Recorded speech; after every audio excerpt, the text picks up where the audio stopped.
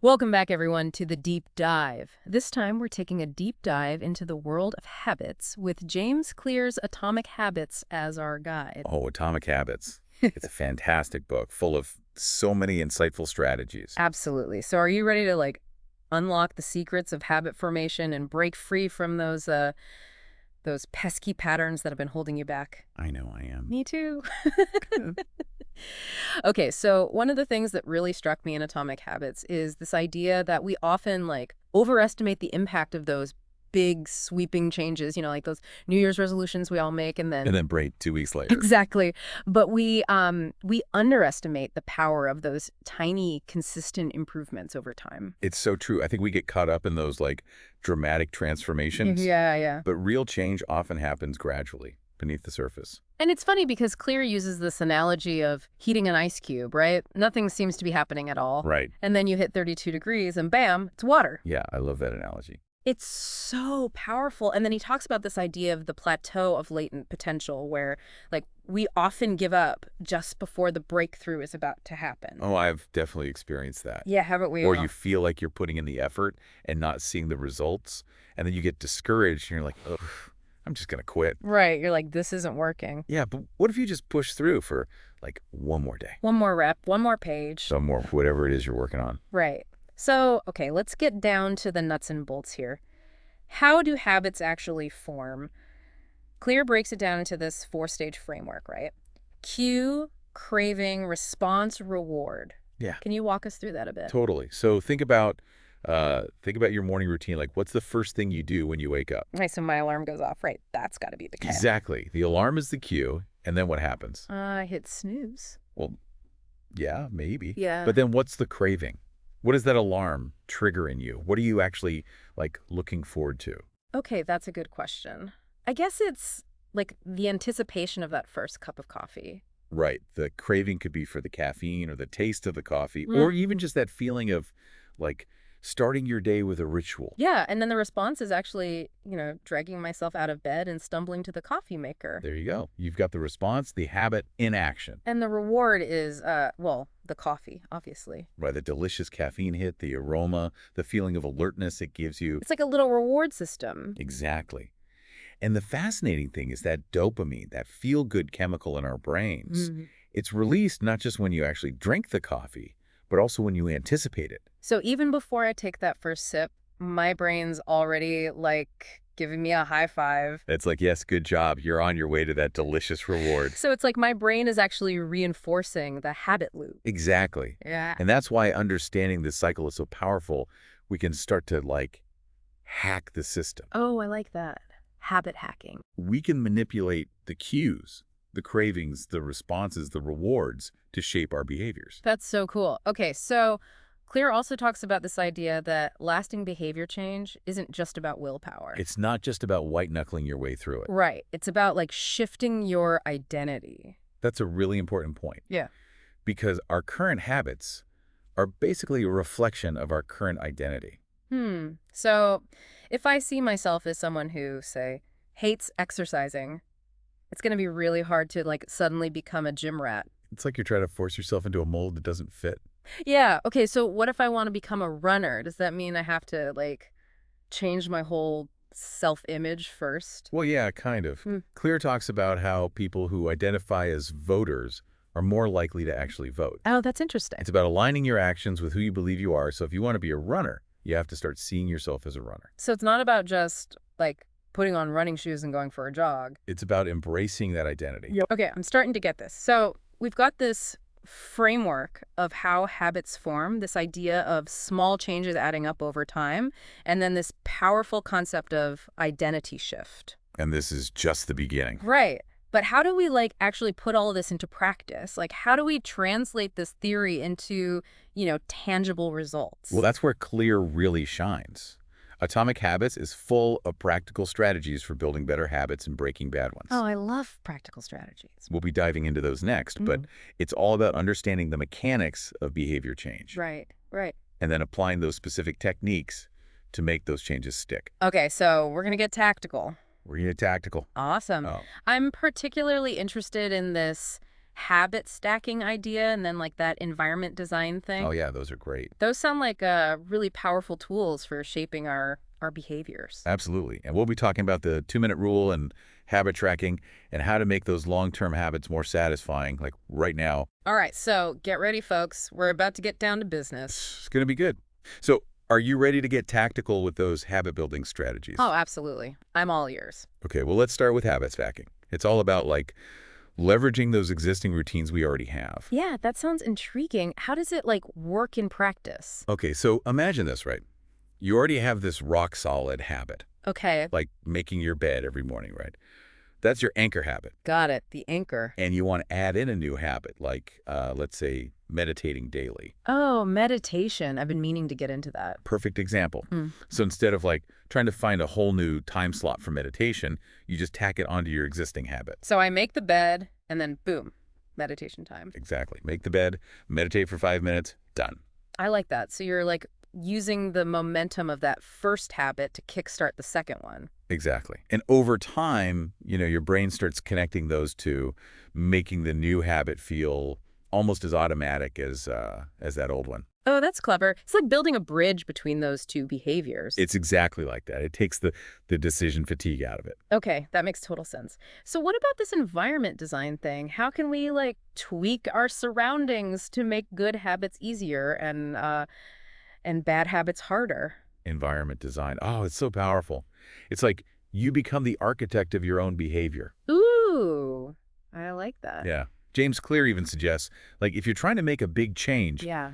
try going to new environments. Oh, really? Like, for That's example, if you helpful? want to eat healthier, try a new grocery store. A new grocery store. Why a new grocery store? Well, think about it. When you're in your usual grocery store, your brain's on autopilot. Oh, yeah, totally. I just zoom straight to the cookie aisle. Exactly. But in a new environment, your brain kind of has to wake up and pay attention. Ah, it disrupts those automatic patterns. Exactly. You have to make more conscious choices. Okay, so it's like shaking up the routine to create space for those healthier choices. Okay, what are some other examples of environment design? Okay, so let's say you want to read more. Don't hide your books away in a drawer. You should keep them out on a table where you'll see them. Make them visible. Make them visible. Even leave one open on your favorite chair, like an invitation. Ah, it's like sending a signal to your brain like, hey, reading time. Exactly. And on the flip side, if you want to, say, cut back on social media, Oh, social media is my weakness. well, maybe delete those apps from your phone. Or at least move them off that home screen. Out of sight, out of mind. Exactly. You're making those undesirable behaviors less accessible. Okay, I like that. So you're not like relying on willpower to resist. You're just making it harder to indulge in the first place. Right. Okay, I can get behind that. So speaking of making things easier, what about this 2-minute rule? Isn't that all about like making the starting point of a new habit ridiculously easy? Yes. The 2-minute rule.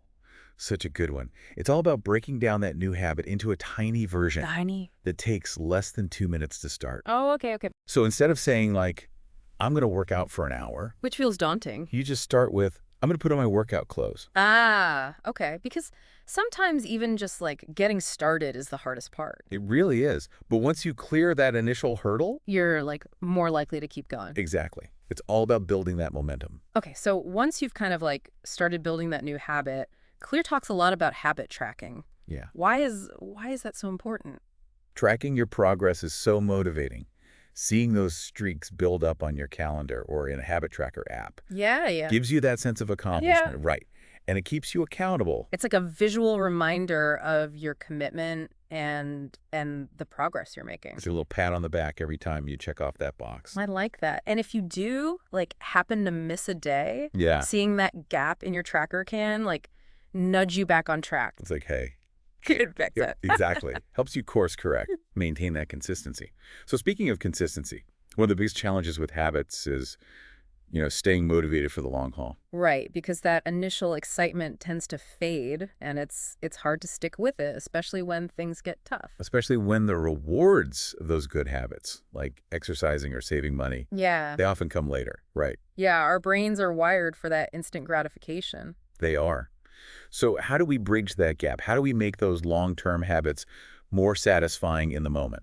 That's the $1,000,000 question. What does Clear suggest? Well, one thing he suggests is Bundling those good habits with something you already enjoy, Oh, bundling. I like that. like listening to your favorite podcast while you work out, or treating yourself to a small reward after hitting a savings milestone. So it's like sneaking in those healthy habits alongside activities we already find pleasurable. Exactly.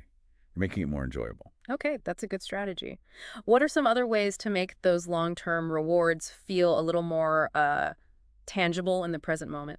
Well, visualization can be really powerful, right? Visualization. Imagine yourself achieving that goal. Okay. Like really feel those emotions associated with it. Oh, like really feel it. If you're saving for a trip, put pictures of your destination up where you'll see them every day. So it's about keeping that end goal in mind and reminding yourself why you're putting in the effort. Exactly. And don't underestimate the power of celebrating those small wins along the way. Yeah, those small wins. Every step forward is a victory worth acknowledging, no matter how small. Okay, so we've talked about building good habits, but what about breaking bad ones? Is it just the same process in reverse or? Breaking bad habits, that's the other side of the coin, right? Right. It often requires a different approach. A different approach. Instead of just relying on willpower, Clear suggests making those undesirable behaviors more impractical. Okay, that makes sense. So instead of like constantly fighting temptation, you're just making it harder for yourself to indulge in the first place. Precisely. You're removing the opportunity. The opportunity. It gives this fascinating example. Yeah. The invention of the cash register, Yeah, right? cash register. And how it virtually eliminated employee theft in so many businesses. Oh, wow. By automatically locking the cash away, they removed the opportunity for those bad habits to even take root. That's so interesting. So it's like instead of relying on willpower to resist that bag of chips, I just need to make sure it's not in my pantry to begin with. Exactly. You're removing the temptation, making it impractical. Impractical. I like that. Okay, so we can use our environment to like nudge ourselves in the right direction. We can. And we can also leverage technology to help us break bad habits. Oh, like how? Think about those website blockers that prevent you from accessing distracting websites. Oh, yeah, website blockers. Or apps that, like, limit your time on social media. It's like building guardrails for our digital lives. Exactly. We can also use technology to automate good habits, right? Oh, like how? Like setting up automatic savings transfers or using those meal planning apps to make healthy eating easier. Oh, yeah, field planning is a lifesaver. Okay, so technology can be a really powerful ally in our quest for better habits. It really can be. But this raises an interesting point, right? Oh, okay. We've talked about, like, consistency and repetition. Yeah. But at what point does repeating a habit, stop being effective? When do we need to go beyond just showing up?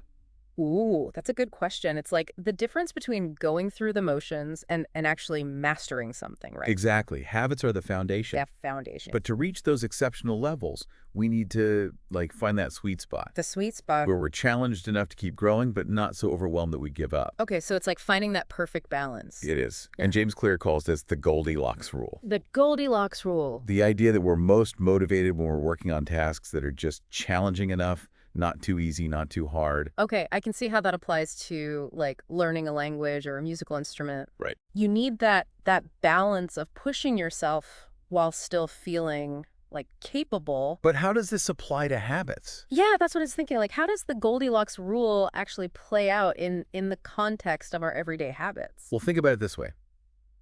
When a task is too easy, you get bored, right? Yeah, of course. And when it's too hard, you get frustrated. Frustrated, yeah. But when you're in that Goldilocks zone, Yeah. you enter a state of flow. Flow state. That feeling of being totally absorbed in what you're doing, like where time just disappears. Exactly. And Clear actually interviewed this this elite weightlifting coach who said something so profound. Okay, what'd he say? He said, at some point, it comes down to who can handle the boredom of training every day, doing the same lifts over and over and over. Wow.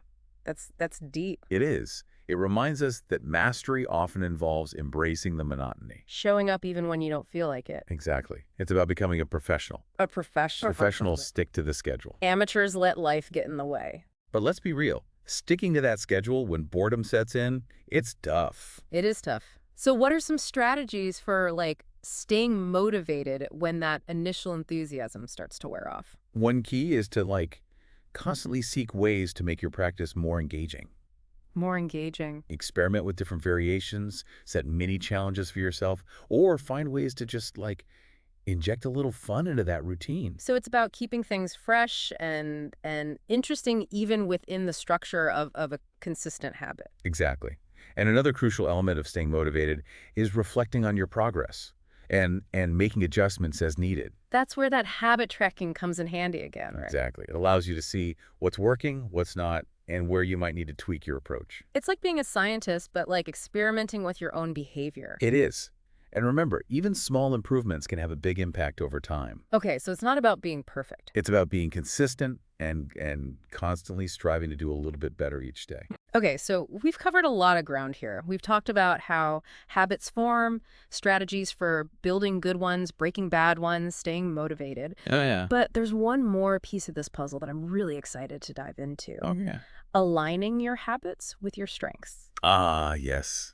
This is where it gets really personal and powerful. I know. I'm excited to unpack this idea because it feels like we've been laying the groundwork and now we get to design a life that's truly aligned with who we are and what we're good at. I love that. It's like taking all this knowledge about habits and using it to create a life that feels truly authentic. So we're talking about designing a life that actually works for you. Where your habits are actually propelling you towards your goals and dreams. Yeah, I'm so intrigued by this idea of aligning your habits with your strengths. It's like we've been learning how to build the machine, and now we get to choose which direction we want to point it in. Exactly. But figuring out what those strengths are, that can be tricky. It can be. So where do we even start? How do we uncover those hidden talents and those things we're naturally good at? Well, I think it starts with paying attention to what you naturally gravitate towards. Yeah. What are those activities you find yourself just losing track of time in? What are those things you do almost effortlessly, even if you haven't really thought of them as strengths? So it's about noticing those things that energize you, those things that feel, I don't know, almost like play. Exactly. It's what are you drawn to even when no one's watching? What do you find yourself volunteering for even when no one's asking? It's like that saying, find something you love to do and you'll never work a day in your life. Right. Now, it can also be really helpful to get feedback from others, too. Sometimes people who know us well can spot those strengths in us that we don't even see ourselves. Oh, that's such a good point. It's like having that outside perspective. It is. They might notice those patterns in your behavior or, point out talents that you've just totally taken for granted. Okay, so let's say we've kind of done that internal reflection and gotten some feedback from people we trust. Yeah. What's the next step? How do we actually start aligning our habits with those strengths we've identified? Well, one powerful way is to design your environment to support those strengths. So if you're a visual learner, for example, surround yourself with visual cues, diagrams, mind maps, all that good stuff. So it's about creating an environment where those strengths can really thrive. Exactly. If you're a social butterfly, create those opportunities for collaboration and brainstorming. So you're giving your talents the space and resources they need to flourish. Exactly. And it also means being really intentional about the habits you choose to cultivate. Okay. Are those habits aligned with your strengths? Are they helping you grow in those areas where you naturally excel?